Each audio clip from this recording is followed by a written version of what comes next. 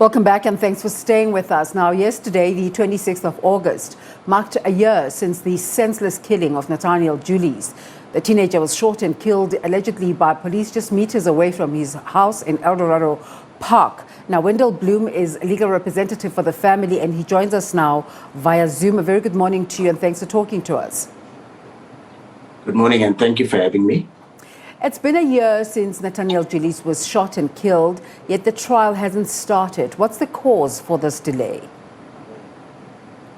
So there's a bit of context here. The first proceedings that happened were the initial investigative proceedings, which played out in the Protea Magistrates Court. Those proceedings then culminated in one of the accused getting bail, and the other two accused remaining incarcerated.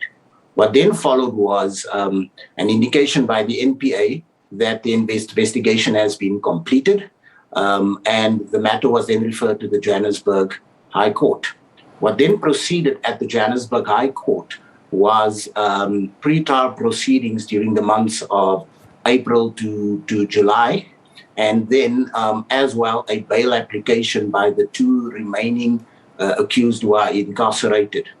And on the 26th of July, Judge Mabasele delivered his judgment despite opposition from the NPA on the bail, and both of the remaining accused, Kayleen Whiteboy and Simon Scorpion Yalvane, were granted bail of 1,000 Rand each. And what then transpired was the matter was then referred to the Palm Ridge Magistrates Court for trial, which starts on Monday, the 4th of October, which is coming up shortly. Now, if you'd allow me, I can give an indication of the bail proceedings because it seems to be a huge point of contention for the community. And what has transpired, ma'am, is that Kayleen Whiteboy and Simon Scorpion Yalvane were both incarcerated. They both brought bail applications. They both brought circumstances to the attention of the court as at July that pertains to their personal circumstances, and the court granted bail. And the court found that in Kayleen Whiteboy's case, she has a minor child who has now accumulated mental health deterioration because of her incarceration. The court also found that bail would have a continued incarceration would have been unreasonable because she's presumed to be innocent until proven guilty, and that a continued incarceration would be unjustifiable limitation of a child's rights to parental care in terms of Section 28(1)(b) of the Constitution and a right to freedom under the Constitution. With regards to Simon Scorpion Yalvane, the court also found that he has a newborn child that has not seen his father since his incarceration, and the same principle under the Constitution was applied. Now, it's important to draw a distinction between the circumstances as at the incident and the circumstances now. They've obviously changed, and the grounds presented by the accused were grounds considered by the court to be reasonable enough to grant them the bail that they sought. And both were then granted bail. They were given strict bail conditions. Both were ordered that not to interfere with witnesses. And Scorpion was ordered to appear at the Lenasia South police station every Friday afternoon between 8 and 4 p.m. And that he shall not leave Gauteng without authorization of the investigating officer. And there was one other issue that Kayleen Whiteboy expressed with regards to fear of her life when it comes to Scorpion Yalvane. And the court found that as at the time of the bail application, there was not enough evidence to support that or that she presented, but that she is still free to open a case against Scorpion of any sort of criminal activity from his side towards her. So that is where we are in terms of the proceedings. So it was those three categories: the investigative proceedings, then it was the pre-trial proceedings that occurred in the Johannesburg High Court, and now it is the actual trial that's starting on the 4th of October. And in my experience, that is the NPA should be commended for prioritizing this matter and getting this matter to trial readiness as at today. It's interesting that you think it has been prioritized, but we understand that the delay is taking a toll on the family. They've expressed their disappointment on several occasions amid these postponements. What's your role in reassuring them of the slow, dragged-out process? No, most definitely. I mean, we wear different hats. I wear the hat of an attorney. I wear the hat of, shall we call it, a social worker and a psychologist, if one can put it in that manner. And we've constantly been sensitive to the fact that these are ordinary people who do not necessarily understand how the wheels of justice turn. And obviously, you're talking about the loss of a child's life, and people are anxious to see justice. People are anxious to see justice being served so that they can move on with their life. So our involvement with the family was also on a very concerted level to try and console them, to provide comfort to them, to provide support, to reassure them that notwithstanding the number of delays, because there was a number of delays, but that it is indicative of our criminal justice system that there would be some form of delays. I mean, one of the delays that was clearly lamented was that the court took a great disquiet at the NPA indicating during pre-trial proceedings that they were ready to proceed. And then it appeared that they still wanted to carry on with the investigation. And the court said, this must come to an end. You are here before me for the purposes of a pre-trial so that we can set a trial date. And we are allowing one more postponement. So within that context, there was ostensibly one postponement that was unjustified. But within the normal wheels of justice, when it comes to the criminal justice system, we had reassured the families that despite their fears and their anxieties, that the wheels of justice are in fact turning better as what it normally would.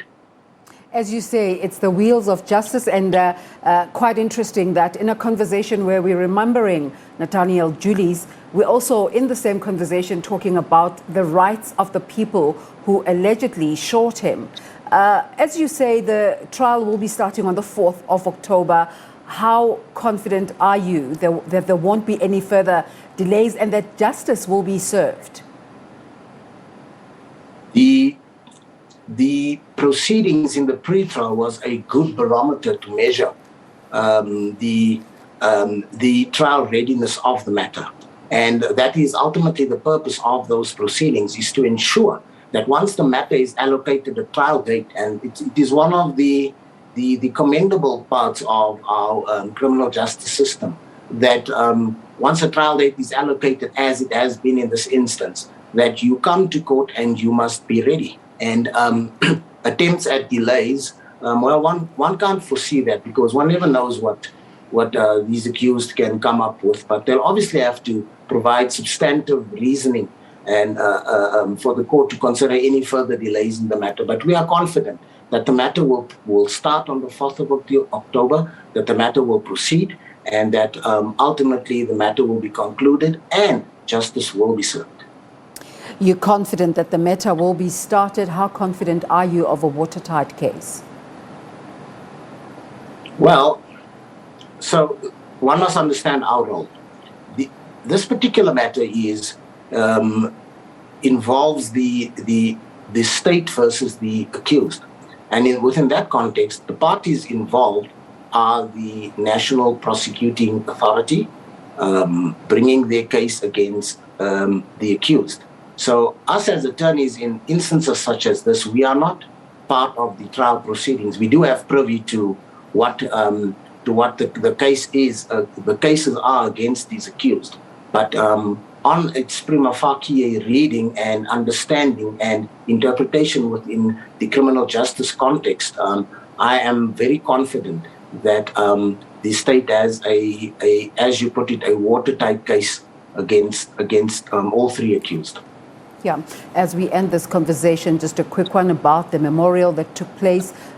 Just give us a sense of the mood, especially for the family, in terms of how far they are in terms of their grief. The memorial was conducted yesterday, and one has to give credit where it's due. Action SA has, through Mr. Herman Mashaba, has been supporting this particular family for quite an extended period, and that credit has to be given. They spearheaded the memorial service yesterday, which was very emotional for a mother that has not only suffered the loss of her son, but has also, through various circumstances, also been castigated and treated in a very, very poor manner in terms of her character, in terms of who she is as a woman. So yesterday she presented as a very strong person at this memorial. It is a clear indication that this memorial will be continued on an annual basis to honor the memory of Nathaniel Julies, which is so poignant in terms of what he stands for as a child, what he stands for as a person, what he stands for in terms of his disability, what he stands for the community. So it is an all-round profound remembrance of an amazing child that has indeed brought a lot of change, not just to the community, but to hearts, to minds across South Africa.